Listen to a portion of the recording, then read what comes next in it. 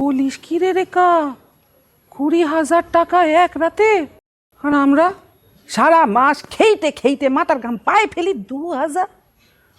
তাই তো বলি, রোজ রোজ নতুন নতুন ড্রেস, গাদা গাদা গয়না, এসব আসে করতে কি? হ্যাঁ,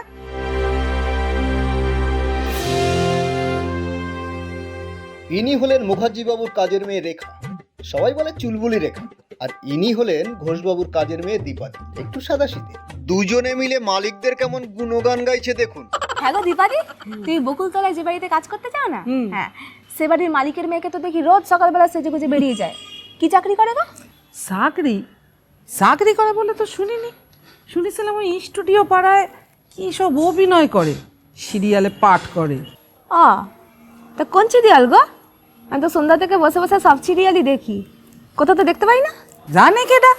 আমিও তো একদিন জিজ্ঞেস করেছিলাম, দিদিমণি তুমি কোন সিরিয়ালে আসো গো? তা কি এক ঘটমটো কঠিন নাম বললে বুঝতেও পারলাম টি। ওই সিরিয়ালে সাইড রোল করে।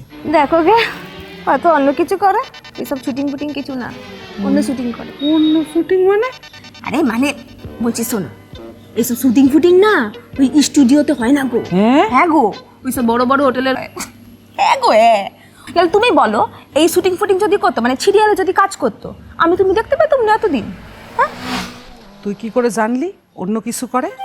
ও মা, জানবো না?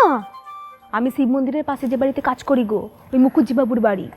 আরে আমি একদিন পাশের ঘরে কাজ করছি আর শুনছি মেয়ে বলছে ফোনে রেট কিন্তু বেশি লাগবে 10,000, আর যদি রাতে থাকতে হয় তাহলে 20,000। বলিস কি রে রেখা, 20,000 টাকা এক রাতে? আর আমরা সারা মাস খেইতে খেইতে মাথার ঘাম পায়ে ফেলি 2,000। তাই তো বলি, রোজ রোজ নতুন নতুন ড্রেস, গাদা গাদা গয়না, এসব আসে করতে কি? হ্যাঁ, সিনেমার নায়িকা হলি তবু একটা কথা ছিল, সিরিয়ালের সাইড রোল করে তার আবার এত ফুটানি। বাপটা তো রিটায়ার ফিটার না কি বলে না ওসব করেছে, ওর মারও তো শরীর খারাপ, তাহলে এত টাকা করতে আসে বলো? সব ওই ফস দেখিয়ে। তা তুইও দেখা, তোরও রোজগার বাড়বে আর এত খাটতে হবে না। কি যে বলো দীপাদি, আমার বরটাকে তো চেনো না, যদি এসব জানতে পারে না একবার গলা ফেলে দেবে। হ্যাঁ, 2,000 টাকার রোজগার করার মুরদ নেই, আবার চাই বউ যেন সতী সাবিত্রী হয়। জানো গো দীপাদি, এই পাশের বাড়ির প্রমোটারটা দিনরাত যেভাবে ঝাড়ি মারে না আমাকে, কি বলি? একটু নরম হলে না ওই 5-10 হাজার টাকা অনায়াসে কামিয়ে নিতে পারতাম, কোনো ব্যাপারই ছিল না। তোর তো তবু সে বয়স আছে রে, আমার তো তাও নেই। কে বলেছে নেই? যেমন পচা কাঁঠাল আছে তেমনি খরিদ্দারও আছে। তা তোর কাছে এরকম খদ্দের থাকলি 2-4টে দে দেখি, এই বয়সে একটু খেল দেখাই। দূর, আমি কোত্থেকে খদ্দের দেবো? এ কি ওই আলু পটলের বাজার নাকি যে খদ্দের ঘুরে বেড়াচ্ছে? সুযোগ বুঝে পটাতে হবে, বুঝলে? একটু শেখা না রেখা, কেমন করে বাবু ধরতে হয়। শিখবে? তাহলে শোনো, ধরো তুমি যে বাড়িতে কাজ করছো, হ্যাঁ সে বাড়ির বাবুর সামনে হালকা করে একটুখানি বুকের কাপড়টা সরিয়ে দেবে, হ্যাঁ, আর আর চোখে দেখবে বাবু সেগুলো গিলছে কিনা। কিংবা ধরো তুমি কাজ করতে করতে ওই বুকের কাপড়টা সরিয়ে 500 টাকা বের করে বাবুর কাছে ন্যাকা কান্না করে বলবে, বাবু এই 500 টাকাটা একটু ভাঙিয়ে দেবে। এরকম 2-4 দিন একটুখানি ন্যাকামো টাকামো করবে, কিন্তু তুমি যদি 2-4 দিন একটুখানি দোকানটা খুলে রাখতে পারো না, ব্যাস কেল্লা পাতে খরিদ্দার টরিদ্দার অনায়াসে জুটে যাবে। আরে দূর দূর দূর, আমার দ্বারা ওসব হবে নি। ওই দোকানও খুলতে পারবো না আর খদ্দেরও জুটবে না। তাহলে ভাবো দীপাদি, তোমার এত অভাব, তাও তুমি ঘরের মধ্যে এসব করতে পারছো না। আর তাদের কোনো অভাব নেই, সেই বদ্দর বাড়ির মেয়েগুলো অনায়াসে সব কিছু। তাহলে টাকার কি ক্ষমতা একবার ভেবে দেখো। আচ্ছা, ওদের বাপ মা গুলান কিছু বলে না কেন রে? বলে গো দিদি, বলে। ওই অনেক বাপ মানে এসবের প্রতিবাদ করে, কিন্তু ছেলে মেয়েগুলো শোনে না। আরে ওই যে ওই পার্কের পাশে যে বাড়িতে আমি কাজ করি, ওই বাড়ির মেয়েটা, মা গো মা, সে মদ সিগারেট কিছুই বাদ দেয় না। রোজ সকালে যখন ওর ঘরে ঢুকি, ওরে গন্ধে আমার গাটা গুল হয়ে ওঠে। এই তো সেই দিন এই এতগুলা সিগারেটের পদি ফেলেছি। আর কারো এসব বেশি খায় জানো দীপাদি? যারা ইঞ্জিরি স্কুলে পড়ে, ওই ছোটবেলা থেকে বাপ মাগুলো এমন আশকারা দিয়ে দিয়ে মাথায় তুলে নিয়েছে যে পরে আর সাইজ করতে পারে না। না তুমি বলো না দীপাদি, তুমি যে 3 বাড়িতে কাজ করো, সে বাড়ির ছেলেমেয়েগুলোকে কখনো দুদণ্ড ওই ভগবানের সামনে দাঁড়িয়ে প্রণাম করতে দেখেছো?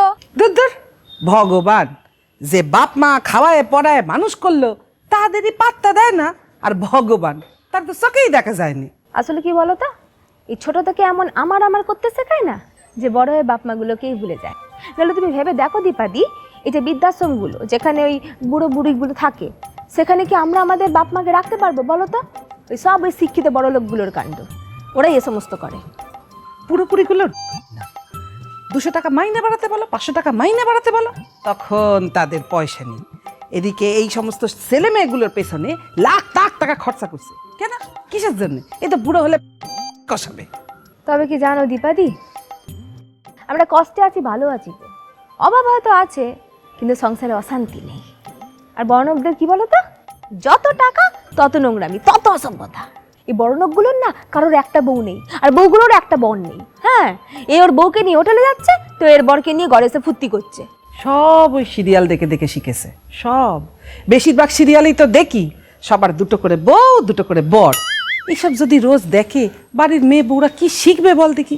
না গো না দীপালি, যারা এসব করে না তারা কেউ সিরিয়াল দেখে এসব করে না, তারা এসব করে বলেই সিরিয়ালে দেখানো হয়।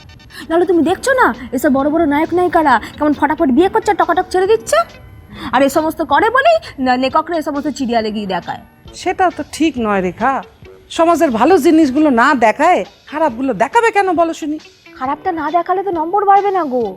গো এইসব সিরিয়ালে না কিসব নম্বর টম্বর হয় গো, আর সেই নম্বর দেখেই তো কোম্পানি অ্যাডভার্টাইজ দেয়। তুমি ভালো কিছু দেখাও, ওই ঠাকুর দেবতার সিরিয়াল করো, কেউ দেখবে না।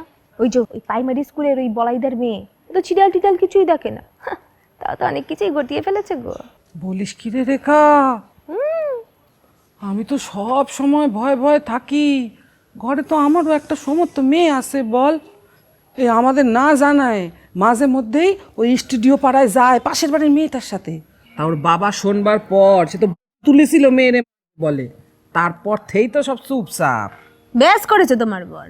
এই আজকালকার দিনে এই ছেলে মেয়েগুলোকে না একবারে যত প্রশ্রয় দেবে তত মাথায় দুটো নাচবে। হ্যাঁ, ওদের জন্য এসব ঝাঁটা এসবই ঠিক আছে। ফোন করিস দেখি। হ্যালো, কে? রিমির মা বলছো তো? হ্যাঁ রিমির মা বলছি, তুমি কেডা? আমি সোমা বলছি। ও সোমা, তুই বল। তোমার মেয়ে রিমি স্টুডিওর এক ড্রাইভারের সাথে নাকি পালিয়েছে, আবার ছবিও ছেড়েছে। আমার মেয়ে পলায় গিয়ে বিয়ে করেছে, আমার বিয়ে করে ছবি ছেড়েছে হ্যাঁ গো, ড্রাইভারের সাথে। ও মা গো মা, ওরে বাবা রে, দাঁড়া দাঁড়া দাঁড়া, তুই দাঁড়া, আমি এক্ষুনি আসতে আসি, দাঁড়া দাঁড়া দাঁড়া। কি হলো দীপাদি? সর্বনাশ হয়ে গেছে, সর্বনাশ হয়ে গেছে। আমার মেয়ে ওই যার কথা তোরে বলতেছিলাম, সে নাকি ওই স্টুডিও পাড়ার কোন ড্রাইভারের সাথে পলাইছে। হ্যাঁ নয় রে, হ্যাঁ